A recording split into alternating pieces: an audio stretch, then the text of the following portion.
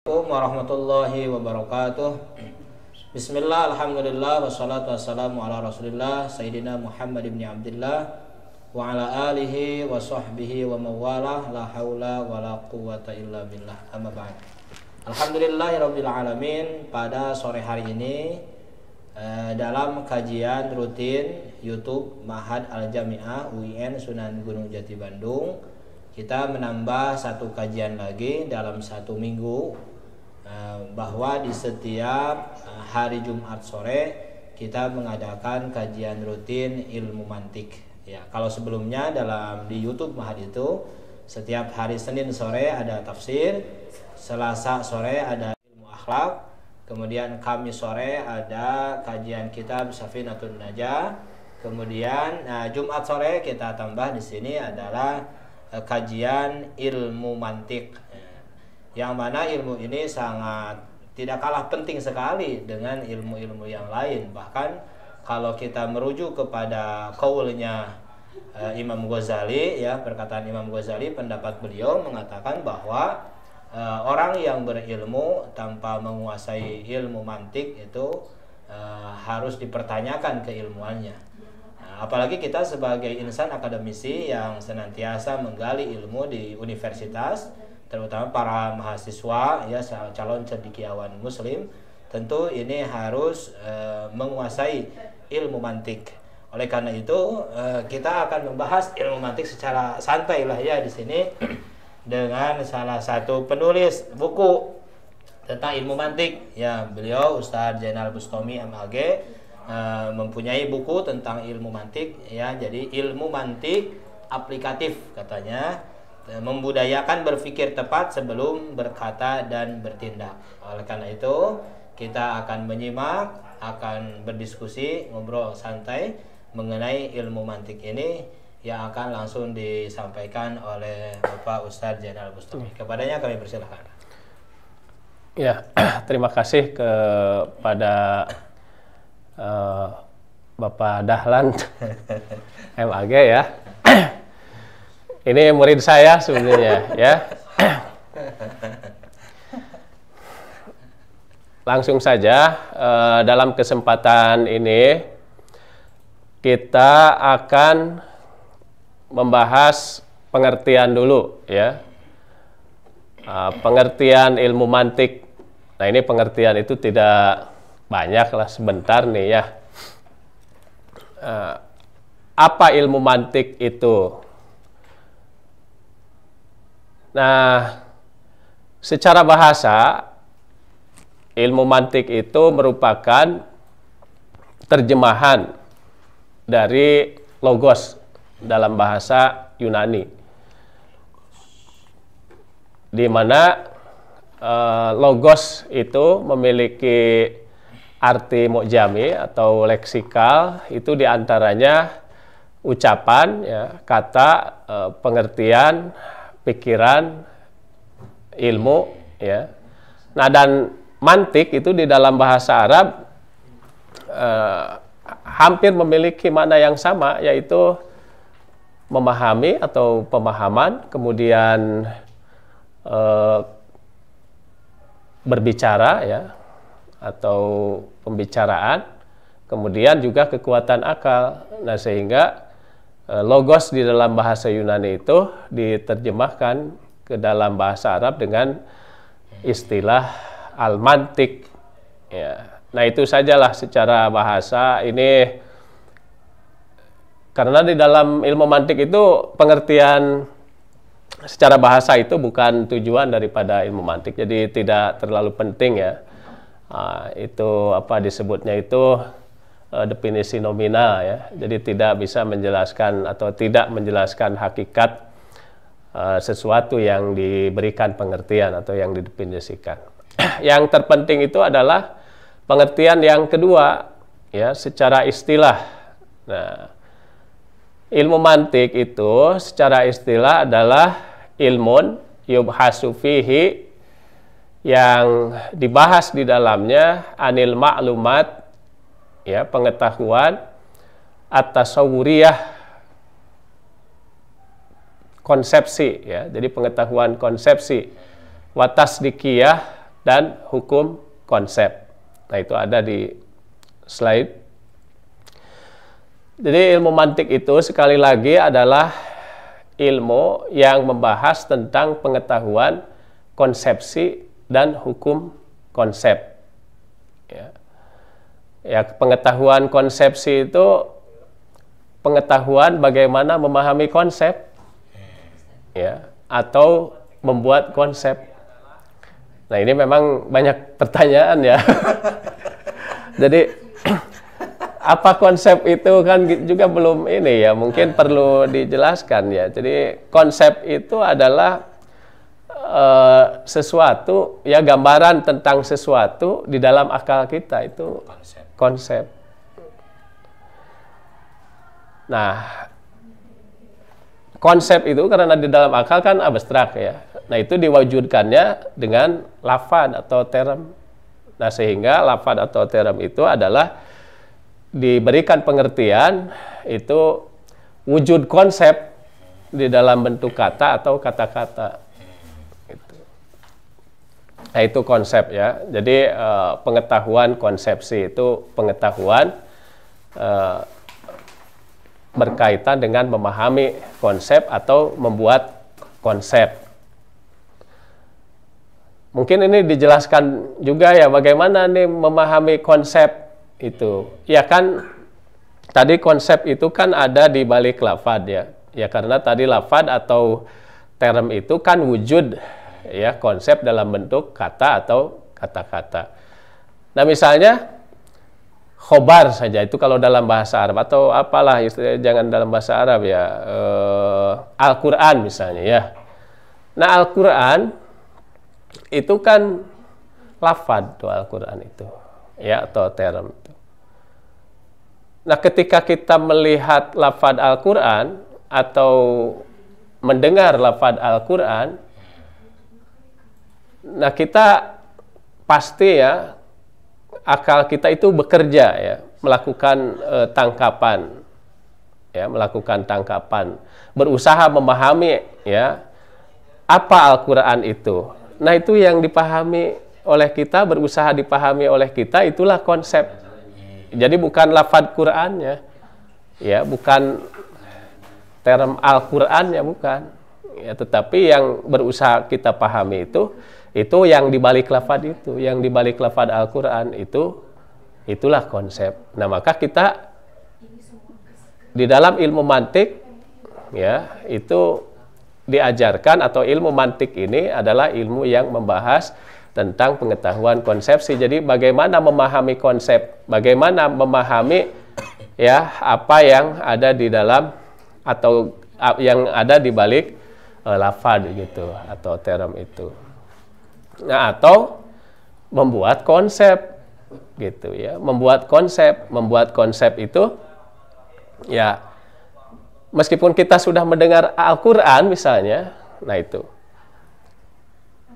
mungkin kita itu akan berpikir ya, apa Al-Quran itu? Nah, itu melakukan tangkapan itu ya, kan tidak selalu menurut orang, karena belum tentu menurut orang Al-Quran menurut orang dengan Al-Quran menurut kita itu sama gitu ya. Makanya kan kalau definisi atau pengertian satu lafaz, misalnya pengertian Al-Quran itu bisa ada beberapa pengertian, itu karena beda orang yang memahami Al-Quran itu ya, memahami konsep. Ya, khobar saja mungkin menurut yang lain itu khobar itu adalah ismun marfu'un al-musnadun ilaihi. Ini ya bagi bahasa Arab lah. Isim yang diropakan, yang disandarkan kepada mubtada. Tapi menurut saya kan belum tentu. Ya. Menurut saya bukan ismun. Ya, sebab ada banyak khobar bentuknya bukan isim. Gitu. Misalnya al-mudarisu fil fasli. Ya, guru itu berada di kelas. Fil fasli itu khobar tapi bukan isim. Sebab kalau isim itu kalimatun dalat ala makna fi nafsiha walam tuktaron bijaman. Nah, sementara itu bukan kalimat, itu sudah sibhul jumlah. Jadi ada huruf jarnya, ya fi, ada isim setelahnya itu namanya sibhul jumlah. Sehingga saya mengatakannya bukan ismun. Ya, apa qaulun itu? Ya, qaulun. Nah, kemudian yutimu makna mubtada. Ya, menyempurnakan makna mubtada. Dan mubtadanya juga bukan asal mubtada, tetapi mubtada ghaira ismi sifati nakirah. Mubtada yang bukan berbentuk isim sifat nakirah. Sebab kalau yang berbentuk isim sifat nakirah itu nantinya kesannya bukan khobar, tapi fa'il, sada, masadal, khobar itu. Jadi nanti memahami konsep itu tergantung orang. Ya, sebab sangat dipengaruhi oleh pengetahuan. Ya, sangat dipengaruhi oleh pengetahuan. Jadi misalnya apa Quran itu bisa berbeda menurut orang dengan menurut kita. Ya, apa khobar itu bisa berbeda. Ya, kemudian apa masjid itu juga bisa berbeda dan sebagainya lah gitu ya. Banyak itu yang hal-hal yang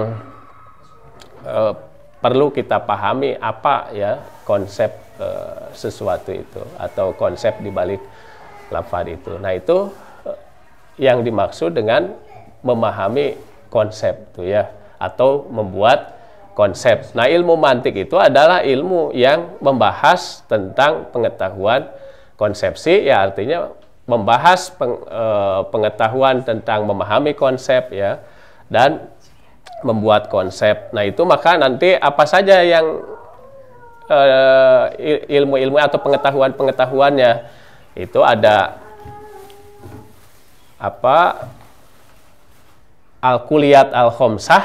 Nah, itu al-kuliyat al-khomsah itu masuknya kepada al-ulum at-tasawuriyah ya, ilmu-ilmu tentang konsepsi. Jadi ilmu-ilmu atau pengetahuan untuk memahami konsep al-kuliyat al-khomsah. Apa kuliyat al-khomsah itu? Itu ada al-jinsu, genus ya.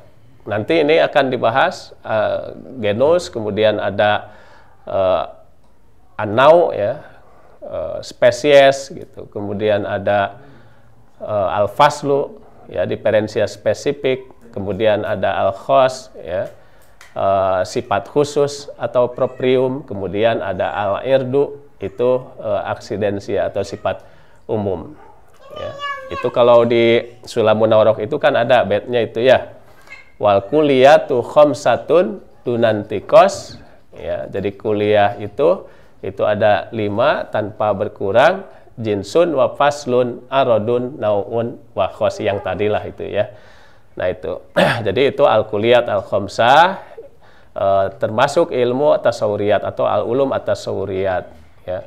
Atau kalau menurut Ibnu Sina itu al-alfad al-khamsah gitu, al-alfad al-khamsah. Nah, itu maka oleh para logisi di awal-awal ini, di permulaan itu dianggap sebagai madkhol ila ta'alumi ilmil mantik ya. Jadi sebagai pendekatan. Jadi sebelum belajar ilmu mantik, belajar itu dulu al-kuliyat al-khamsah khusus, itu dikembangkan oleh Porfirius ya. Al-kuliyat al-khamsah. Nah, kemudian definisi itu, pengetahuan tentang definisi ya, termasuk apa itu definisi, pengertiannya ya. Kemudian juga jenis-jenis definisi ya. Kan definisi itu nanti akan dibahas juga jenis-jenisnya ya. Mu'arifun ila salasatin kusim ya, hadun warosmiun walabdiun ulib itu. Jadi ada definisi nominal, ada definisi real ya. Definisi real juga ada nanti definisi real esensial, ada definisi deskriptif. Nah, itu deskriptif juga ada yang sempurna, ada yang tidak sempurna. Sama diferensia real esensial juga sama ya, ada yang sempurna dan tidak sempurna. Nah, itu masuknya kepada al-ulum at-tasawuriyat. Al-ulum at-tasawuriyat. Jadi itu yang dibahas oleh ilmu mantik. Jadi ilmu mantik itu adalah ilmu yang dibahas di dalamnya ilmu-ilmu at-tasawuriyah ya, tentang pengetahuan konsepsi. Nah, wat tasdikiyah dan hukum konsep ini ya, dan hukum konsep. Jadi hanya 2 sebetulnya apa yang dipelajari di dalam ilmu mantik itu, intinya adalah konsep dan hukum konsep. Nah, wat tasdikiyah ini adalah pengetahuan tentang hukum konsep. Jadi konsep yang sudah kita ketahui, nah itu harus diberi hukum, diberi ketetapan hukum. Misalnya tadi Al-Quran. Nah, kita sudah mengetahui Al-Quran itu apa ya, Al-Quran itu apa. Nah, itu pengetahuan selanjutnya itu penetapan hukum terhadap Al-Quran. Ya, misalnya Al-Quran itu baru gitu. Ya, atau silahkanlah mau Al-Quran itu qadim kan gitu ya. Gitu. Kalamullah ya sama. Setelah mengetahui apa kalamullah, harus menetapkan ke sana selanjutnya itu apakah kalamullah itu qadim atau baru. Sama setelah mengetahui khobar juga ya. Khobar itu apa tadi? Misalnya sudah diketahui. Nah, selanjutnya penetapan hukum pada khobar, apakah khobar itu ropa atau nasab atau khofad gitu kayak begitu ya. Nah, jadi pengetahuan ya untuk dapat menetapkan hukum pada satu konsep itu disebut dengan al-ulum at-tasdiqiyah gitu. Jadi pengetahuan mengenai hukum konsep. Nah, itu. Jadi itu intinya apa, mengetahui konsep, mengetahui hukum konsep. Saya kira dengan penjelasan seperti ini juga mudah-mudahan paham ya pengertian itu. Nah, ada pengertian kedua, ini sama sebetulnya ya. Qawaidun akliyatun, ini aturan-aturan logis ya, tusaidu yang membantu alat tasawuri kan, tasawur melakukan tangkapan pada sesuatu ya atau suatu lafad ya, wal istidlal dan berargumentasi bisuratin sahihah dengan kerangka yang benar. Nah, ini definisi ini dikemukakan oleh Naib bin Nahar ya, oleh Naib bin Nahar. Ini sama sih pada intinya ya. Apa qawaid akliyah itu, aturan-aturan logis itu. Nah, aturan-aturan logis itu adalah aturan-aturan yang tidak bisa dibantah oleh akal salim. Ya, la yumkin lil uqul as-salimah ingkaruha gitu. Jadi tidak mungkin dibantah oleh akal sehat ya. Seperti apa ya? Seperti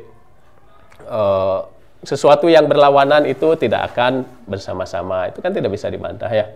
Atau satu keseluruhan itu terdiri dari bagian-bagian, itu tidak bisa dibantah ya. Atau kalau dia sekarang berada di Jakarta ya, maka dia tidak berada di Bandung kan, kayak begitulah itu.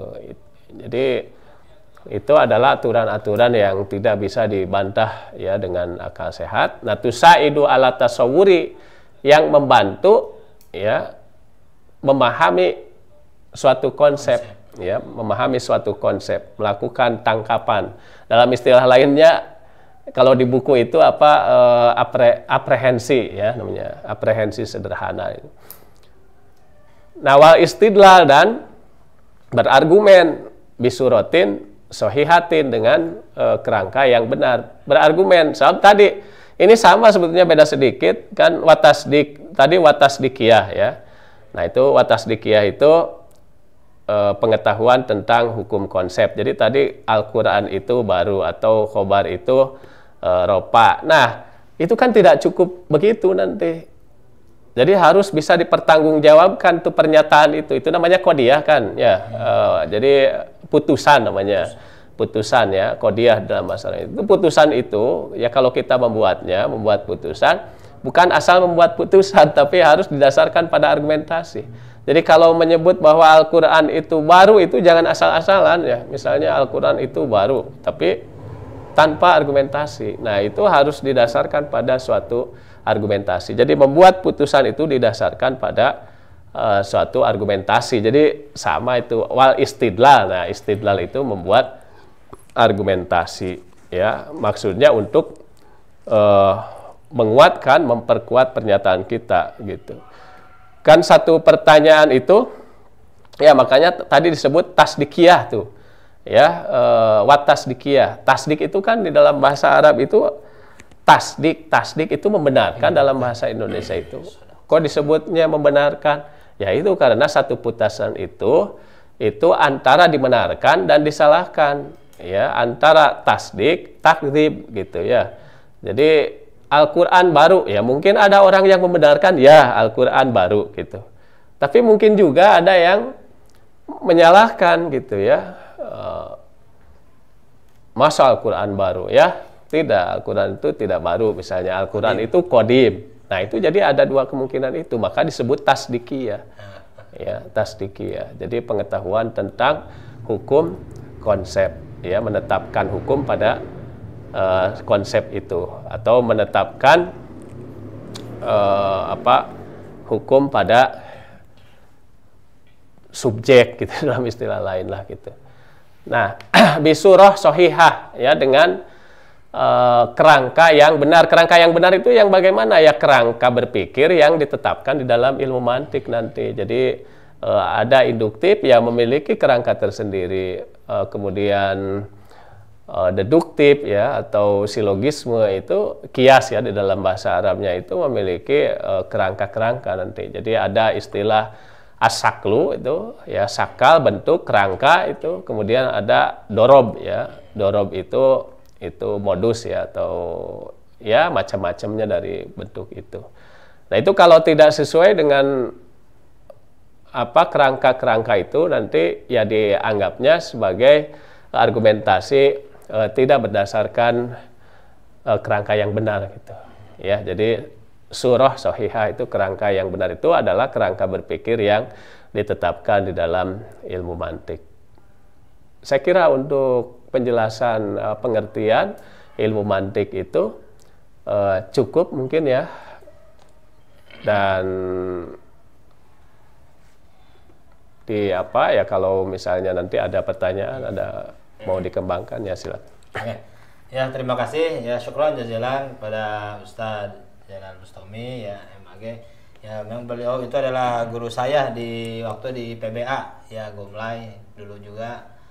Memang dalam pemikiran beliau tidak mengikuti arah yang kalau saya analisis ya, tidak mengikuti definisi yang sudah ada, tidak, tapi memang hasil analisis terus. Misalnya tentang beliau ini, Bapak Ustadz ini menulis buku nahu kontemporer gitu kan, itu luar biasa itu. Jadi kadang-kadang kan mungkin banyak orang yang menyusun buku itu yang mengumpulkan dari definisi-definisi yang ada saja kan, dari buku ini, dari kitab ini digabungkan oleh dia misalnya. Tapi ini kalau ini enggak. Jadi beliau itu memang hasil pemikiran mutlak itu. Memang ada tentu menggunakan referensi, tapi secara definisi itu seperti tadilah ya, ungkapan misalnya khobar yang selama ini kan dipahami kalaupun tidak menggunakan ismun marfu'un, tapi biasanya langsung atau dalam kitab yang lain itu, tapi memang kebanyakan gitu ya, khobar itu ismun marfu'un gitu kan. Nah, jadi beliau tidak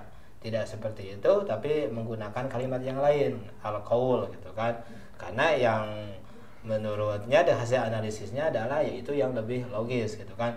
Nah, oleh karena itu kita belajar ilmu mantik ini memang kita untuk berusaha untuk berpikir logis sebetulnya ya. Jadi bisa menganalisis, kemudian tidak mengikuti yang sudah ada. Kalau memang itu bisa oleh kita digali tentunya ya, bisa digali, bisa dikritisi dan sebagainya. Itu mengenai kajian ilmu mantik atau definisi. Ini kan pertemuan pertama ya saja. Yeah. Jadi ini pertemuan pertama ya, perkenalan dulu lah apa itu ilmu mantik dan sebagainya ya. Dan memang mungkin ilmu mantik ini bikin pusing sebetulnya. Bikin pusing sebetulnya ini ya, ilmu ini bikin artinya kalau makanya kajian itu harus memang dari awal terus gitunya mengikuti. Tapi kalau tengah-tengah ya biasanya jangankan yang ujung-ujung di tengah-tengah, yang ikut dari awal juga mungkin harus banyak pertanyaan ya. Oleh karena itu ya nanti silakan dibuka sesi pertanyaan ya. Yang mau bertanya silakan ke nomor WA saya ya, 08 55 59 59 59 61. Nah itu untuk silakan kalau mau bertanya gitu. Oke. Nah, sebelum ada yang bertanya, saya mau bertanya dulu. Nih, ini ngobrol santai. Ya, santai aja lah. Santai. Ilmu mantik ini kan tentang cara berpikir lah. Apa ada kemungkinan bahwa kalau misalnya hasil kita berpikir tentang misal satu definisi tentang Al-Quran lah contohnya, sama orang itu sudah didefinisikan Al-Quran seperti ini, tapi karena kita pengen kritis misalnya, apakah kemungkinan definisi kita lebih ngaco enggak dengan orang lain gitu? Oh gitu ya, iya. Iya gitu. Nah itu justru perlunya memahami ilmu mantik ini. Jadi di dalam ilmu mantik ini nanti diajarkan yang tadi disebut al-ulum at-tasawwuriyah, itu ilmu-ilmu tentang pengetahuan konsepsi, itu akan mengajarkan bagaimana cara mendefinisikan yang benar. Jadi definisi itu ada aturan-aturannya ya, ya ada jenis-jenisnya, kemudian ada aturan-aturannya. Ya kalau misalnya sekarang justru yang tadi bilang apa tambah ngaco atau tidak, nah justru yang tidak mengetahui cara-cara mendefinisikan itu yang suka ngaco. Ini sekarang juga mahasiswa ya, jangankan bikin nih kalau tidak tahu ilmu mantik ya, apa tentang konsepsi itu ya, tentang membuat definisi.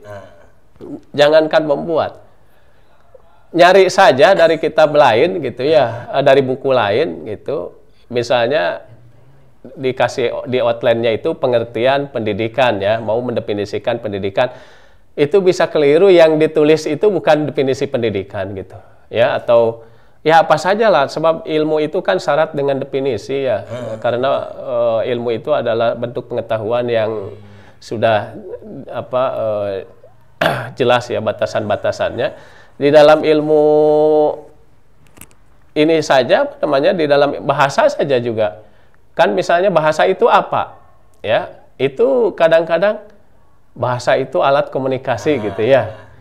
Nah itu bahasa itu alat komunikasi itu masih belum tepat itu ya. Ya kalau anak SMP gitu ya nggak apa-apalah bahasa itu alat komunikasi, tapi kan belum menjelaskan apa hakikat bahasa itu mah bukan menjawab pertanyaan apa bahasa itu ya. Kalau pertanyaannya apa bahasa itu, harus menjelaskan hakikat bahasa itu mah menjelaskan untuk apa gitu ya bahasa itu ya, itu untuk komunikasi. Kalau gitu, jawabannya ya. hanya untuk alat komunikasi, itu lebih kepada kegunaan ya, lebih kepada kegunaan gitu ya, fungsi gitu ya daripada bahasa itu. Nah itu termasuk di dalam ilmu-ilmu lain juga ya, misalnya tasawuf itu ya, mendefinisikan tasawuf itu sendiri bisa beda-beda itu. Yang tidak tahu bagaimana membuat definisi itu justru yang akan nanti keliru ya. Di ilmu tauhid juga sama, misalnya banyak yang harus didefinisikan apa itu nabi, apa itu rasul ya, termasuk tadi itu apa Al-Quran ya.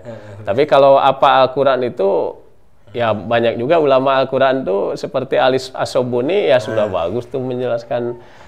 Banyak juga para ulama itu yang ngerti ilmu mantik ya, itu sudah bagus itu menjelaskan Al-Quran itu ya, bahwa Al-Quran itu adalah kalamullah al-munazzal ya. Jadi kalam Allah yang diturunkan dalam bahasa Indonesia itu kepada Nabi Muhammad SAW melalui malaikat Jibril kan gitu ya. Al-Manqul ilaina bitawatur tuh yang pindah sampai kepada kita secara mutawatir, al-muta'abbad bitilawati ya, dianggap beribadah membacanya dan seterusnya, itulah ya. Sudah bagus lah pokoknya definisi itu kalau mau ini banyak definisi. Okay. Nah, Ustaz, nih ada yang bertanya dari Akhi Rizki. Beliau menanyakan mengenai tasdikiyah, Ustaz. Dan konsep berpikir. Apakah konsep berpikir yang benar itu hanya ditandai dengan pembenaran atau tasdikiyah dari orang lain? Karena terkadang yang logis menurut akal kita itu tidak logis menurut orang lain. Nanti kalau benar dan tidaknya ya di dalam logika itu bukan itu. Itu mah hanya kemungkinan saja. Kalau kita menyebut tadi Al-Quran itu baru ya, itu mungkin saja dibenarkan oleh seseorang, tapi atau menurut kita bahkan benar itu Al-Quran itu adalah baru, tapi menurut yang lain salah, belum tentu ya. Nah itu bukan berarti apa yang kita kemukakan ya, atau penetapan hukum pada Al-Quran itu salah ya, oleh orang lain disalahkan, itu bukan ya. Justru nanti itu kenapa harus ada argumen itu ya, harus ada dalil. Nah itu di dalam logika itu nanti benar dan salahnya itu ya sesuai kenyataan. Jadi kebenaran itu ketika sesuai kenyataan itulah benar. Tapi ketika tidak sesuai dengan kenyataan, itu salah di dalam logika itu. Ya makanya jangan cepat-cepat misalnya kalau kita menyebut baru disalahkan oleh orang lain, tidak logis kalau belum adu argumen. Makanya ya orang itu harus mau dialog gitu, beradu argumen gitu. Ya argumen menyatakan qadim apa, argumen menyatakan baru itu apa. Nah itu orang yang kadang menjadi parasea lah gitu ya.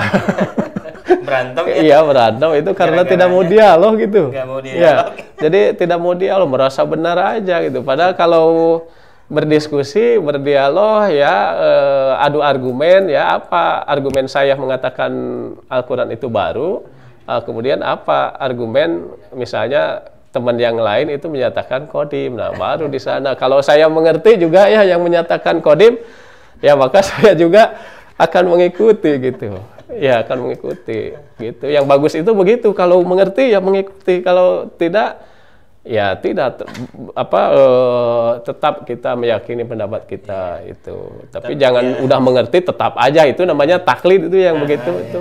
Ya. Kadang-kadang kan kebenaran itu kadang-kadang melihat kepada yang pro-nya banyak atau sedikit kan, kadang-kadang bukan kepada ilmu ya kadang-kadang ya. Kadang-kadang iya begitu. Jadi karena banyaknya yang karena banyak yang menyalahkan itu, jadi kita yang merasa udah cek orang mah benar gitu ya, apakah kita jadi yang salahnya gitu, jadi gitu kan. Karena gara-gara orang lain gitu, istilah banyaknya yang berbeda dengan kita. Gitu.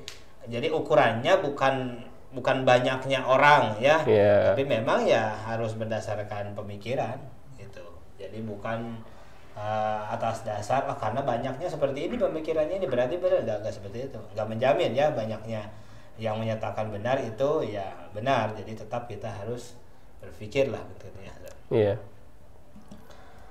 Itu mungkin ada yang bertanya lagi kira-kira? Ya silakan, ada pertanyaan. Ini berarti kalau dipikir berarti kebenaran itu relatif atau gimana? Kebenaran itu ya iya relatif kebenaran itu. Ya, jadi ukuran, makanya ada ukuran kebenaran. Ya, kalau di dalam agama Islam itu ukuran kebenaran itu Al-Quran, hadis. Sesuai dengan Al-Quran, sesuai dengan hadis, itu benar. Ya, tapi kalau tidak sesuai, itu salah kalau dalam ukuran. Ya, di dalam kebiasaan juga ada ukuran ya. Apa di dalam masyarakat juga misalnya sosial, ada ukuran-ukuran lain ya, misalnya kebiasaan. Kalau tidak sesuai dengan kebiasaan adat setempat itu bisa disalahkan nanti, meskipun menurut ukuran yang lain benar gitu ya. Atau akal juga sama, itu termasuk ukuran kebenaran ya. Jadi kebenaran itu ya itu relatif, makanya ada orang ya dia tetap saja dengan kebenarannya sendiri gitu. Ya, jadi kebenarannya sendiri gitu, bukan kebenaran yang berdasarkan ukuran tertentu. Itu yang bagus tuh, kebenaran tuh ada ukurannya. Ya, apa ukuran kebenarannya gitu. Apa Al-Qur'an, hadis ya, apa akal gitu, atau filsafat ya, falsafah, atau adat kebiasaan gitu. Ya. Jadi harus jelas ukurannya. Jangan tidak jelas gitu. Jadi benar perasaan aja, benar ukurannya diri sendiri gitu. Banyak kan yang benar ukurannya diri sendiri. Ukurannya pendapat, kalau pendapat pribadinya itulah benar gitu. Kalau pendapat yang lain salah gitu, atau kelompok yang lain salah gitu. Jadi nggak ada ukurannya, hanya ukuran subjektif aja kalau begitu ya. Nah itu ya. Berarti tak kala ukuran kebenaran itu saling bentrokan, misalkan antara agama dengan budaya saling berbentrokan, itu bagaimana? Ya di dalam Islam ada aturan itu. Kalau misalnya ini saja Jadi apa kebenaran agama berbentrokan lah katanya dengan budaya dengan gitu. budaya atau dengan akal ya, yang dipilih dalam agama Islam itu ya sara ya, ukuran sara, ukuran Al-Qur'an dan hadis, meskipun bertentangan misalnya dengan budaya ya. Misalnya kan kalau di wilayah tertentu mungkin kalau kita pakai baju begini ya rapih gitu ya, tidak memperlihatkan aurat, itu benar di sini ya, tapi di satu artinya sesuai gitu, tidak disalahkan. Tapi di satu tempat itu bisa saja, itu kan di Inggris itu ada yang semua tidak boleh pakai ya baju gitu ya, laki-laki perempuan. Nah itu mungkin disalahkan kita, itu nggak boleh masuk juga ya. Jadi yang dipilih mana ya, mendingan tidak masuk aja gitu. Ya, jadi yang dipilih ya ukuran Islam lah gitu bagi kita itu ya, sara. Sama ketika tidak misalnya bertentangan dengan akal juga ya, misalnya kan kalau menurut akal Nabi juga bisa jadi ya, satu yang mungkin ada lagi Nabi sekarang tuh. Ya. Kata akal itu, tapi kata sara kan enggak. Ya. Nabi Muhammad itu adalah Nabi terakhir. Lalu mana yang dipilih ukuran kebenarannya? Al-Quran yang dipilih itu. Ikuti Al-Quran bahwa tidak ada Nabi setelah Nabi Muhammad SAW itu. Ya, kayak begitu. Jadi ada ukurannya ya. Ada ukurannya. Jadi kebenaran itu ada ukuran. Ya kadang-kadang tapi kan gini ya juga ya. Al-Quran dan hadis itu sebetulnya udah benarnya udah pasti qat'i. Yeah. Hanya saja mungkin kalau sudah ditafsirkan itu menjadi sebetulnya jadi yang bikin konflik itu sebetulnya mungkin kan sebenarnya gini katanya dalam tafsir di medsos kalau nggak salah yang ditulis oleh Gus Nadir itu, coba di sana dibaca. Jadi kata beliau itu Al-Quran dari Allah ke malaikat, dari malaikat ke Nabi itu tidak ada ikhtilaf di sana, udah pasti. Nah, ketika dari Nabi ke para sahabat sampai apalagi sampai sekarang sampai dikodifikasi, dari sanalah mulai terjadi perbedaan-perbedaan itu. Karena kan nabinya satu, tapi sahabatnya kan banyak. Satu dari Nabi definisinya mungkin tadi itu sesuai dengan kecerdasan masing-masing, kan beda-beda itu kan. Nah, makanya itulah mungkin terjadi Al-Quran dan hadisnya mungkin kan qat'i lah benar ya. Cuma kalau sudah ditafsirkan, udah dijelaskan oleh orang ya tergantung mungkin kecerdasan orang itu, latar belakang orang itu kan, keilmuan orang itu mungkin gitu. Tapi tetap ya, jadi kebenaran itu harus ada itunya ya, ada ukurannya ya, ada termasuk ukuran. Di dalam Al-Quran itu betul tadi, Al-Quran itu kan sama ya, Al-Quran itu sama dari, tapi kenapa sekarang jadi beda-beda ya, makanya di dalam memahami Al-Quran itu juga ada ukuran-ukuran. Jadi harus jelas memahami Al-Quran ya, harus ada ilmu bahasa Arab, ulumul lughoh ya. Jangan asal-asalan memahami. Jangan hanya berdasarkan kamus saja itu. Sebab tidak bisa kalau hanya berdasarkan kamus. Al-Quran itu ada yang mengandung majaz, ada yang mengandung kinayah ya, tasbih. Itu kalau hanya dipahami begitu bisa salah itu. Sama hadis juga sama, ada banyak mengandung tasbih gitu ya. Ya misalnya di ini juga sama, misalnya apa di Quran ya ada istilah misalnya asobi yang yaj'aluna apa fi udunihim asobiahum fi udunihim minas sawaiki hadarul maut misalnya. Itu apakah asobi ya, apakah jari gitu. Ya itu padahal kan kalau kita belajar ilmu mantik itu bukan jari ya, tetapi itu adalah anmilah, ujung jari ya. Ujung jari itu nanti disebutnya itu, jadi maknanya itu makna tadomuni ya, dilalah tadomuni ya. Jadi menunjukkan makna kandungan tuh, menunjukkan makna kandungan. Jadi harus ada ukuran-ukuran, harus ada ini, memahami Al-Quran tuh ulumul lughohnya harus mengetahui ulumul lughoh, ulumul tafsir, ulumul Quran ya. Itu harus ya, ulumul Quran, ulumul hadis tuh sama. Karena Al-Quran itu kan harus dipahami dengan hadis tuh. Ya, dipahami kan apa pastantikul Quran habis sunnat itu. Jadi pahamilah Al-Quran itu ya, itu dengan sunnahku. Nah, maka harus tahu ulumul hadisnya, jangan nanti padahal hadis itu palsu ya karena tidak diajarkan kita tentang hadis palsu, tahu-taunya sahih gitu, tahu-taunya semua hadis diambil gitu. Nah, harus tahu ulumul hadisnya ya. Kemudian usul fikih termasuk ilmu mantik ini harus ya. Ya maksudnya mendukung lah gitu. Dan ilmu-ilmu lainnya, ilmu-ilmu agama lainnya seperti ilmu tasawufnya, fikihnya, ya, akhlaknya itu akan sangat membantu. Makanya mufasir itu harus memahami berbagai disiplin ilmu kalau mufasir itu.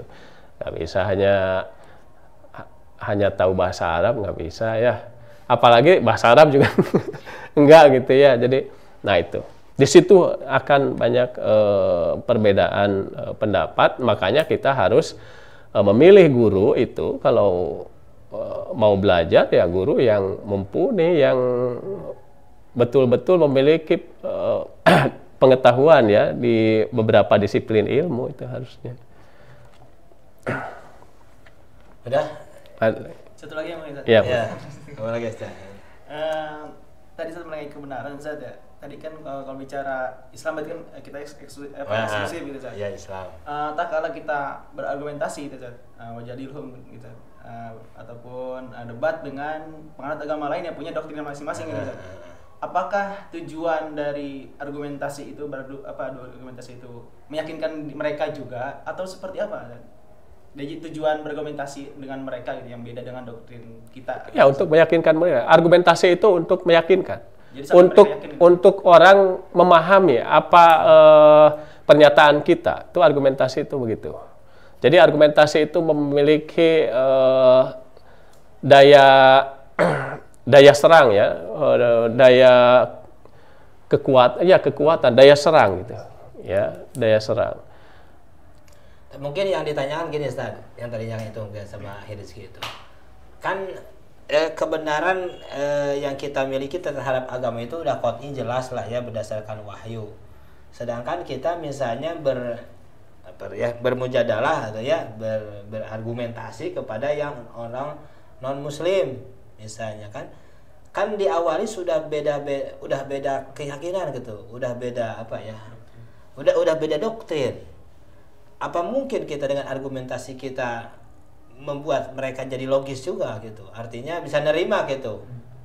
Nah, mungkin saja tapi sulit. Itu yang disebut daya tolak kan? Oh. Ya, jadi di orang itu argumen memang memiliki daya serang ya, kekuatan untuk mempengaruhi, tetapi orang juga punya daya tolak. Itu termasuk tadi keyakinannya itu yang di awal. Makanya orang itu kalau sudah memiliki satu pemahaman yang diyakini itu sekalipun salah secara kenyataannya agak sulit itu diberikan pernyataan ya yang berlawanan sekalipun argumentasinya kuat gitu.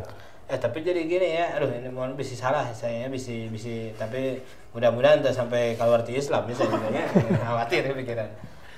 Ada yang mengatakan biar kita misalnya balance dalam berpikir mana agama yang betul, ya kita harus jangan beragama dulu. Apa benar seperti itu, San? Artinya kan tadinya ada daya serang dan ada daya tolak gitu. Artinya gini ya, karena kita misalnya sudah didoktrin lah ya dengan Islam lah misalnya seperti itulah.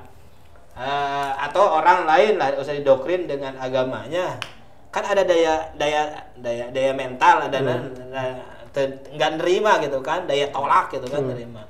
Maka apakah pernyataan itu betul? Ada yang mengatakan gitu ya, kalau pengen benar-benar real gitu, objektif gitu kan, berarti kalau menganalisis agama itu misal membandingkan agama ini dengan agama ini atau agama Islam dengan agama lain, mungkin katanya apakah harus keluar dulu dari agama itu gitu biar hasilnya jadi objektif. Fair gitu ya. Biar fair. Kan emang ini bahaya ya, emang bahaya. Tapi memang kalau melihat ke sana kan logika kan seperti itu mungkin. Ya nggak harus kalau menurut saya, nggak harus keluar dulu ya. Nggak harus ya, bahaya. Kan kalau akal itu universal ya. Jadi ada di semua orang. Ya, akal sehat tuh ada di orang meskipun berbeda agamanya ya keyakinannya. Jadi kita Islam ya, kemudian dengan agama yang berbeda ya akal sehatnya ya sama aja. Ya dulu juga di zaman dulu itu sering diadakan ya bahkan adu argumentasi antara Islam dengan keyakinan-keyakinan lainnya. Kan banyak juga dulu itu ya ada Yazidiyah, ada Manuwiyah gitu. Ya ada Syiah Rafidah yang sebagainya ya. Majusi itu masih banyak dulu, itu sama aja sering terjadi. Bahkan kalau ada masalah-masalah dulu itu langsung dipanggil ke istana didebatkan dulu ya. Jadi kalau ada yang dianggap menyimpang gitu ya, tuh. Jadi nggak mestilah sampai keluar banyak. Ya nggak harus keluar dulu gitu. Mereka juga dulu tidak keluar dulu, tetap aja di dalam keyakinan. Jadi ya, gitu aja adu argumen, karena akal di masing-masing ada sama. Ya mungkin kayaknya untuk pertemuan kali ini ya cukupkan dulu sekian lah. Insya Allah ini sangat menarik sebetulnya karena masalahnya masalah logika kan, berpikir kita. Memang tadi biar biar apa yang kita pikirkan tepat sebetulnya ya. Makanya di sini bagus nih sebelum berkata dan bertindak itu berpikir tepat dulu. Apalagi sekarang misalnya ada undang-undang IT ya. Wah itu harus berarti ini harus benar-benar kita mempelajari hal ini. Makanya suka kagok ya kalau ngobrol. Suka tidak ini ya. Jadi memang gitu, saya semakin banyak ilmu memang kita akan semakin lebih bijak berkata mungkin, karena tadi teh ya jangan dulu berkata lah kalau misalnya kita belum berpikir terlebih dahulu gitu memang gitu. Maka memang kalau dilihat dari proses berbahasa itu kan gitu ya, kalau sebagai mutakalim katanya saya dalam ilmu lughah nafsi itu diawali dengan ide, kemudian diawali dengan gramatikal baru sawut kalau kita lagi jadi mutakalim. Makanya dari nilai ini jangan asal bunyi kita itu idenya apa tuh. Nah, kalau dalam keadaan kita sebagai mukhatab, diawalinya dengan sawut dulu. Ya kan, pasti ada suara atau bacaan. Kemudian proses yang kedua adalah gramatikal. Yang kita baca itu atau yang kita dengar itu, apakah memang itu maknanya enggak kan? Ada orang yang datang ke kelas mahasiswa yang kelasnya telat, kata dosennya, jam berapa sekarang? Apakah mananya nanya jam itu kan enggak kan? Nah, gramatika itu masuk ide katanya. Nah, makanya mungkin ini betul sekali. Jadi kenapa kita harus berpikir terlebih dahulu sebelum bertindak gitu ya. Karena itulah biar kita lebih bijak dalam kehidupan ini. Mudah-mudahan bermanfaat. Terima kasih Ustaz. Ya, sama-sama. Mudah-mudahan kita istiqomah ya.